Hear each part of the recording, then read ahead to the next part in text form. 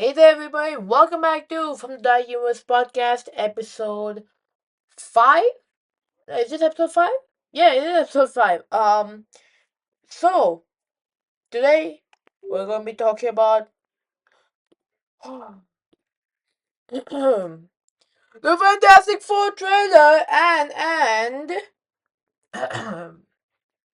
this is a city without fear. Yeah, that was a terrible Daredevil impression, but yeah, basically we're going to be talking about the new Fantastic Four trailer. And the Daredevil Born Again season 1 whole review, like the review as a whole. Well, what are you waiting for? Let's just jump into it! Wow, folks, we all know the story. 4 brave astronauts head up into space and come back forever changed. This car? Our city, our planet, owe a debt to these intrepid souls. And while we can never repay them, we can certainly celebrate them. Thank you, Fantastic Four. Thank you. Thank you, Fantastic Four! Please welcome the Fantastic Four. Alright, so we're going to start off with the Fantastic Four trailer. My god, when I saw the first trailer, I loved it so much. It gave that old 60s retro vibe, and also it looked like they were doing the Fantastic Four justice. But when I saw this new trailer, it was absolutely insane. I mean, they topped the first trailer, and that's already a pretty amazing trailer, and they topped it. My God! Alright, for those at home, right, you saw the first clip. Yes, not the people at home, sorry. Like, people who didn't watch the trailer, you saw the first clip of the trailer at the introduction, right? So basically, I'm going to be playing clips of the trailer throughout the review of the trailer. God, trailer. My God, okay. Herbie, how's that sauce looking? Okay. That is fantastic. You're late.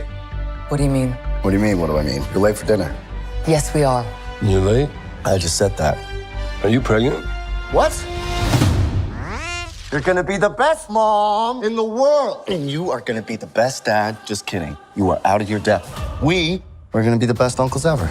We can do this. Nothing is going to change. Okay, so let's start off with obviously what we saw in the beginning. Oh my God. Okay, fine. I can't wait. Let's just start off with the casting. Sorry, not the casting. With the characters. Mr. Fantastic, Reed Richards. We get a lot more of him in this trailer, right? We get more dialogues, right? And I gotta say, Pedro, I think he's gonna do a fantastic job. Hold on! Do not put that meme again. Alright? Do not. But seriously, I think Pedro is going to do a fantastic job. Cause that one line from the trailer, right? I think he said, I stretched the boundaries of space so thin, they heard us. Right. Like the way he says it, the emotion on his face, right? It's like he is genuinely scared of it's because of him. Like, Silver Surfer, Galactus, and all coming, right? And that too, what makes it worse is that Sue is pregnant. Yup, Sue is pregnant in the movie. It's revealed in the trailer. In a pretty funny way. I'm not in a funny way, but it's like it makes sense. The kind of family. This is how kind of families get to know. Like Ben Grimm, but my guy, but he's so funny. But he just says you're late, and then John said, yeah, I said you're late, and then the thing, Ben Grimm says, like smiling, like he just smiles towards like Reed, so like are you pregnant? He just says, "Are you pregnant?" It's it's so funny. Oh god, it's like i it's fantastic.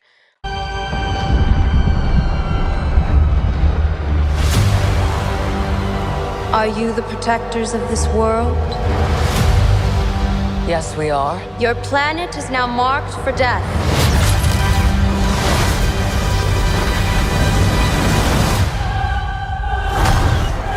It's my fault. I stretched the bounds of space. And they hurt.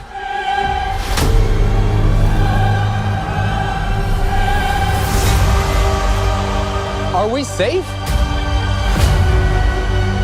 I don't know. Um, alright, Johnny Storm. We got a lot more of him in the trailer, more flame on scenes, and more dialogue actually. We didn't get that much. We didn't get any dialogue from. I know we got one line of dialogue. That's it. Oh my god, guys! I think he's gonna perfectly nail Johnny Storm. Like I don't know if you guys see it too. Like he kind of sounds like a young RDJ, right? But that's not the point. But like, still, Joseph Quinn in this trailer is like he actually does such a good job, especially when he finds out that Sue is pregnant. He of course goes to his sister and says, "Oh, you're gonna be the best mom in the world," blah blah blah. And then when he goes to Reed, right? He's like, "Oh, you're gonna be the best father. You're gonna be best father. You're gonna be the best father in the world." Just kidding. You're a little over the depth. But that was so funny, bro. And then he said, me and Ben are gonna be the best uncles. Oh man, and that Silver Surfer. All right, Silver Surfer chase scene, right? Yeah. Reminds me of the Fantastic Four for Rise of Silver Surfer movie, which is pretty cool. Obviously the CGI in the trailer. I'm not gonna complain about CGI too much. It's actually pretty good. I love the thing CGI. My God, he's so damn like good looking for CGI, bro. God, that sounds so wrong. But still, right? There's still like 3 months, so I don't mind it. Um, Vanessa Kirby as Sue Storm, definitely it is more prominent. It's more like in your face that she's going to be the heart of the team, which I love. Right? She's like she's a mother, and like actually it's a perfect thing. Everyone in like Reed, Johnny, and Ben are panicking, right? But Sue, while she herself is panicking, she still keeps the team at bay, right? She keeps them calm, and that's what I even though she has a baby during a world-ending crisis, right? She still holds out hope, which I love so much. Like I genuinely love it so much. There's not enough time. I'm not giving up. We will face this together. We will fight it together. As a family.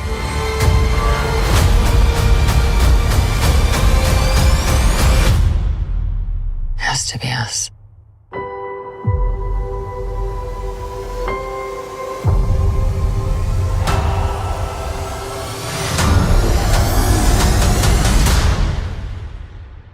We will protect you.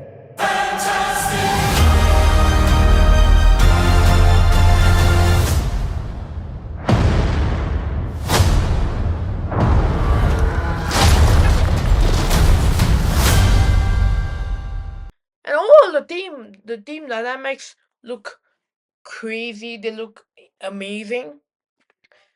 And my God, I forgot. We got our first look at Reed Richards' powers. Dude, for stretchy arms, right? Because sometimes they look weird in live action. It looks good. It looks so good so far, right? Of what we've seen. Because obviously, if it's not like human skin, where like they have to CGI the hand of the human skin stretching, so it doesn't look very uncanny, but it does give kind of cartoonish vibe, which is good. Right? You don't want things to be too realistic, otherwise they will look weird, right? Um, so I love that cartoony and realistic mix aspect they approach, and overall the vibe, the effects of the film, the direction this film is going towards, it. I am so excited for it. I'm genuinely excited, and this trailer is definitely darker than the first trailer because at first it's all happiness. We find out Sue's pregnant, blah blah blah. But that's when the trailer shifts. When she says everything's gonna be fine, there's nothing gonna happen with our baby. That's when everything shifts in the trailer. We get like the scene from the first trailer where there are like a bunch of fire meteorites falling down. And then it just amps up, and we get our first look at Silver Surfer. My God, like I said, CGI is not finished yet, so it looks a little weird, but I don't mind that. I just care about the characters and how they're in the movie, right? But my God, they nail the design. Right, so far what we heard, I'm like, okay, yeah, I'm interested. Um, and there are also a bunch of cool scenes of her in trailer. So yeah, that's pretty cool. Yeah. Oh wait, how can we forget the main man himself, Galactus? I did the same thing last time. My God. So we did get we didn't get as much of Galactus as compared to the first trailer, which is fine, right? They're obviously trying to hype him up. They want audience to immediately see, what he is, how he looks like fully, right? The general audience, right? And I love that they're hiding his voice. Even though I want to hear the voice so bad, I think it's best if they save it for cinemas. Like, just imagine you have no idea what Galactus is going to sound like. You go to the theaters on opening day, right? You just like first time he appears on screen, you hear that deep voice. I'm gonna get chills. I'm seriously gonna get chills. And so far, what we have seen of his design, like um, you know, the shot we saw of him in the first trailer looking at Statue of Liberty, and now in this trailer, the only shot we get of him, other than the shadow shot, is of him walking in New York, and he is giant. I know if for those people who are complaining that he's too small, like of course he's not like bigger than Earth, but the way they shoot him in the movie, right? He looks so huge, and when he just walks, like it just creates so much destruction. It's kind of satisfying how the destructions, like it happens while he's walking. Like I think they did good in that part, and yeah, like I think Ralph Finlayson, like I said in the second episode of season one, I think he's a perfect choice, to play Galactus, because um like he has this very deep voice, right? Which I think works for Galactus. And yeah, what else is there? Well, overall, Fantastic Four new trailer is fantastic. It's exciting, and I am definitely interested. I'm like I'm loving so far of the characters, the dynamics, the castings. Castings, I think they nail. I love Ben Grimm. He's just so funny. Johnny Storm too, right? He's like like I said, we get a bunch of cool flame on scenes, and it looked pretty good so far, right? The flight scenes. So yeah, that's going to be it for for the Fantastic Four portion. Alright, you guys know what's next, right? You can literally hear it playing right now as we speak. Oh my God, it's Daredevil Born Again review time. Alright, so Daredevil Born Again. I was not originally gonna watch the show because it's not for my age, but still I got interested in it, and let's just say it's actually a really good show, right? I didn't expect it to be like this good, right? And this violent. I'm not kidding. I was pretty surprised when about like it's Disney. This is Disney, guys. Remember, this is Disney, and they pulled off some violent scenes in the show. Um. So yeah. First of all, episode one, shocking. Everyone was shocked. Like they killed Foggy in the first episode. I unfortunately don't have any personal connection to it because I didn't watch the original show. Um, but still, I still like understood like how the people were feeling when Foggy got killed. And episode one was it was a start to the show, so it was not like I would say like it's a pretty good episode, but there obviously like isn't a ton of Daredevil action, which is fine. But it's a start, so I feel like for a pilot episode, it's good. Episode two, oh, really, also really good. At the end, we get White Tiger introduced. I think was it episode two? Yeah, episode two. Episode three, beautiful episode. Like, like this is the episode where like even without Daredevil, this is one of the episodes without Daredevil, which is pretty fun to watch. They did the lawyer aspects right. And I love the White Tiger in the show with how do you say, I forgot, not the actor's name, the character's name, right? Hector Ayala, right? He's a pretty good White Tiger, but even for a short-lived White Tiger, still made such an impact in the episode. Rest in peace, Camadelos, Reyes. He was a fantastic part of the show, right?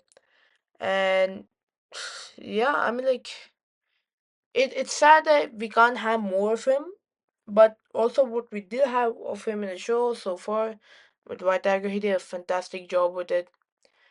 Episode four, my personal, I think second favorite episode, because I mean the other stuff in the beginning is like fine, but for where it hit me right in the feels is when Matt goes to Punisher Frank Castle, and the talk they have, the acting both of them do is, oh my god, it is like oh, it is so good, right? It's so good, like you can genuinely understand it. Okay, these are actually good actors. It looks like they're giving genuine emotions, which I love. And Frank actually got some good points in there.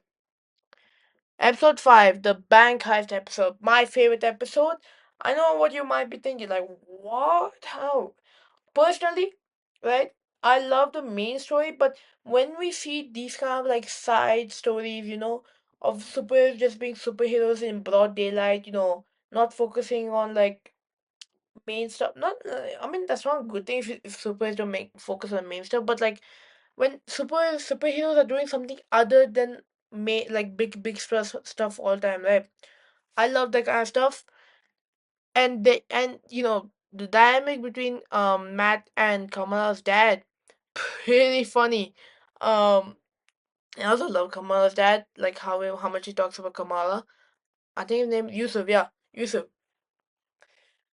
He's such a chill dude, but episode 6, the Muse episode. All right. Pretty good episode. Muse was a menacing villain, right? Obviously, we had Angela Del Toro, Hector's niece, kidnapped by Muse because she was trying to find him, and then Matt finally puts on the suit again after since episode 1 to rescue her. It's a pretty good fight scene, and yeah, episode 7. I said people were kind of even or odd on this episode because many people didn't like the way he Muse died in the show. Like they felt it was too fast. Honestly, it's my least favorite episode in the show, like in the season so far. I mean, like it's not it's like why, Episode 8, this is where the new creative team took over. Like the new team did episode 1, episode 8, and episode 9. I I'll be honest, I didn't see the full episode because I've been busy this entire week. But from what I've seen, the new directors are doing such a fantastic job with the colors, with Bullseye having blue, Matt having red, um, Kingpin having white. My God, the color coordination, the shots, they're so beautiful in this episode, right? Especially the ending, which got me by surprise. Like he saved Fisk, right? It's like shocking. Um, and then we have episode 9, the Punisher Daredevil team up episode. My God, it was so gory. My God, like I can't believe this is a Disney project. It's a Disney project, guys. And of course we have Punisher, but damn, I didn't expect that much violence for Disney. It just shows how much they're finally putting effort into projects and all. Hopefully with other projects like better Star Wars movies or some or better original movies, not better, yeah, better original movies, Stop making live action remakes, Disney, please. Um, but yeah, I mean, this show, I forgot to mention, I forgot to talk more about episode 9. Episode 9 is such a good episode. We get Karen back, right? And then at the end, it's like the music which starts playing at the end of the episode, right?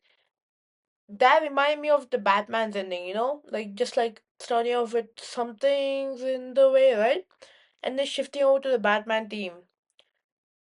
Like I said, and like I said with episode 8, the shots and all the fight scenes, they're all so good. If you guys didn't know, the new creative team is the new directors are the same directors who directed Loki season 2. And they are doing such a good.